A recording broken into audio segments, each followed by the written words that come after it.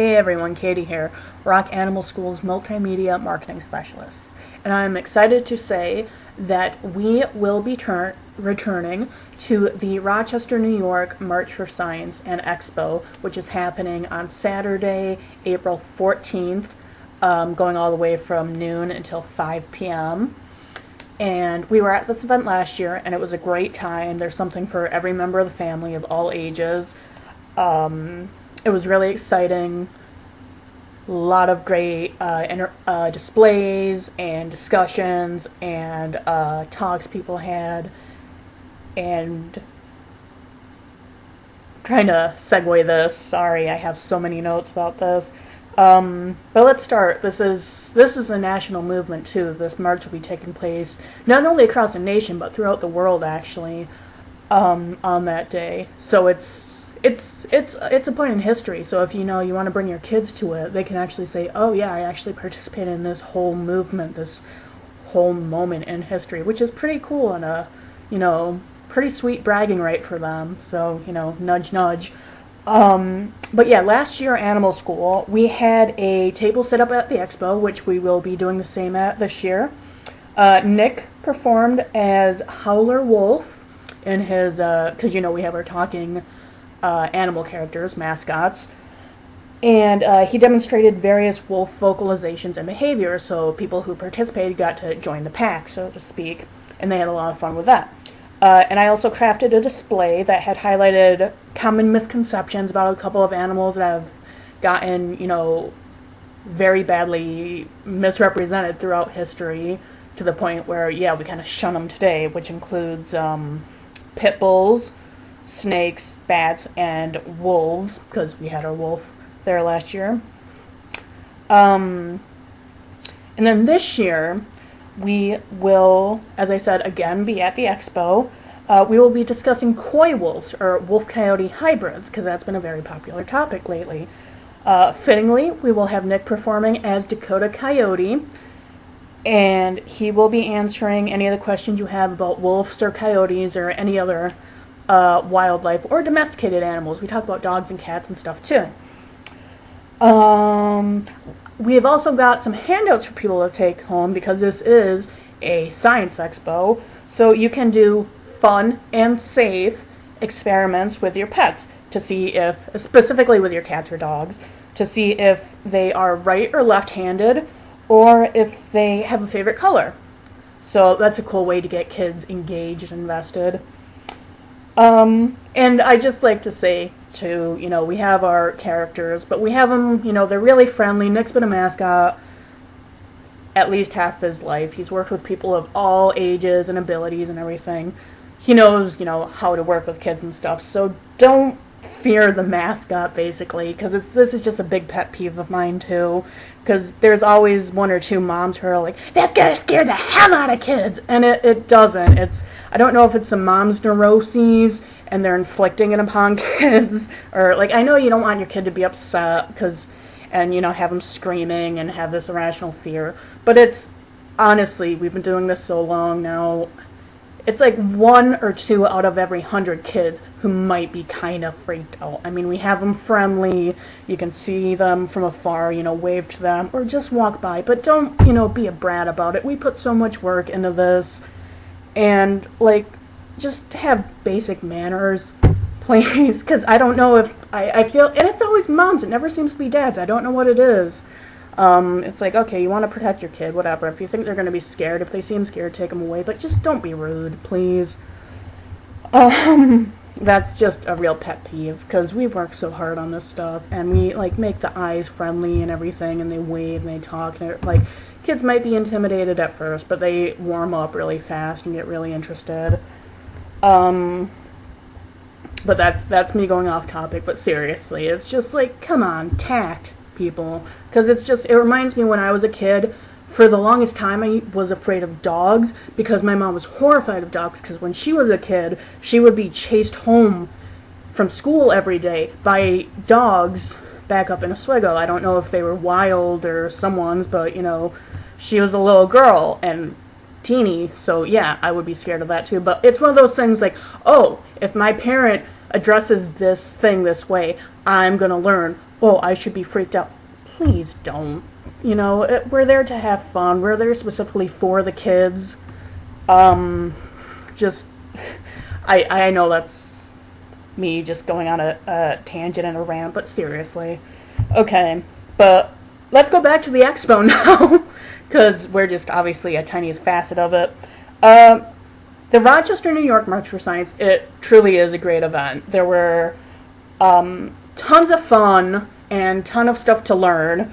Like I said, family-friendly, interactive, something for everyone, from, you know, electronics that are reconstructed into jewelry, and to our talking animal mascots, and TED Talk style speeches and discussions. And it's so cool because you get people from all walks of life throughout the community and beyond here to, you know, just really come together to share ideas and support research and education and to have fun. Because to me, that's always been the best way to learn. If you're actually enjoying it, it's not that you're being forced to, it's that you're intrigued, you're having fun, and you want to learn more. So this is a good way to, you know, merge those two worlds and get kids invested and interested. Highly recommend checking it out. It's so far from the dry and boring science lectures, you know, we had in school, where it's, again, you know, just walls of texts and seeming so disengaged from anything from your everyday world. Because this is, you know, this is the humanity. This is how it's applied to our world. This is, you know, talking with people and seeing all the different things you can do with not just science, but STEM in general: science, technology, engineering, and math. So let's talk about this a little more. The March's mission. Taking straight from its Facebook and website pages, Rochester, New York March for Science, a volunteer-run organization, is the anchor for networking and empowering the greater Rochester community of science supports to catalyze nonpartisan advocacy in service of equitable and effective science and science policy. And yeah, of course, the science group managed to use the word catalyze in there. I appreciated that. The group's objectives are to advance the use of evidence in policy-making processes,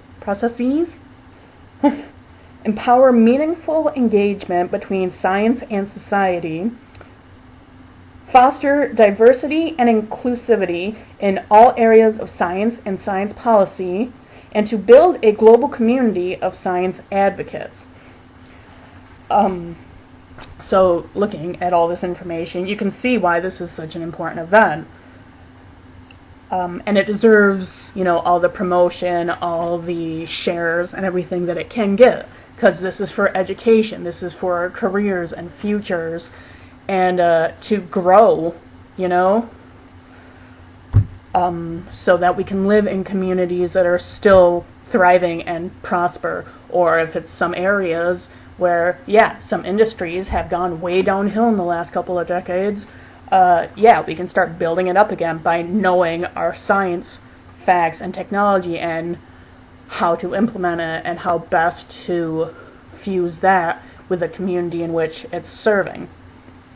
So for details about this event, the march takes place on Saturday, April 14th. Now, the whole event runs from noon until 5, and it's split into two major parts. There's the rally, which leads into the march, and then from there, it goes into the expo. So, I'm counting the rally and the march as one part, obviously. The rally takes place in Martin Luther King Jr. Park, and it begins at 12 p.m., so noon. And you have a bunch of speakers to rev up the crowd, important people from the community. And there is stuff for kids to do, like science things in the playground, I believe, so they don't just have to listen to people ramble on for an hour, because I know I wouldn't be able to pay attention for 5 minutes if I were a kid. So there is stuff to engage kids while this is happening. And then you get to go on the march which is what the rally leads up to, at 1 p.m. And that leads into the Expo and Science Fair, Career Expo and Science Fair is what it says, at the Rochester Riverside Hotel. And that runs from 1 p.m. until 5 p.m. And they had more than 1,700 marchers last year, and hopefully they'll be able to even beat that this year. So it was really impressive. There was a marcher, I believe she was a 93-year-old woman, and it was so cool. It was her birthday, so this whole massive group of people around Martin Luther King Jr. Park was singing happy birthday to her, and it reverberated in the atmosphere. So just hearing that and seeing that, it was kind of jaw-dropping. It's like, that's so cool. That's such great recognition, because not only is this, an older woman who's, we're praising her for being out here and helping, promote the cause, but yeah, it is really awe-inspiring to see, the community come together and support one another like that, and to, it's a celebratory event, basically. So everyone is encouraged to attend, people of all ages, abilities, and backgrounds. To learn more, visit ROC New York marchforscience.org. I said that wrong. Okay, it's ROCNY and then marchforscience.org. I'll put the link in the description. The March for Science is a global movement, as I said. Marches taking place all around the world that day. If it isn't, blatantly obvious by now, I have my giant script here because there's so much information to go through. I didn't want to miss anything. But yeah, this is going to be a momentous time where, this is a movement. This is a significant period in history. So to have your kids, your students, whatever you have, go there to be at either the expo or the rally and march, or both, even better. Yeah, they get to be a part of history and get bragging rights. So that's, why wouldn't you want to check out what's going on with that? So this takes place again Saturday, April 14th from noon to 5, and you should definitely come check it out.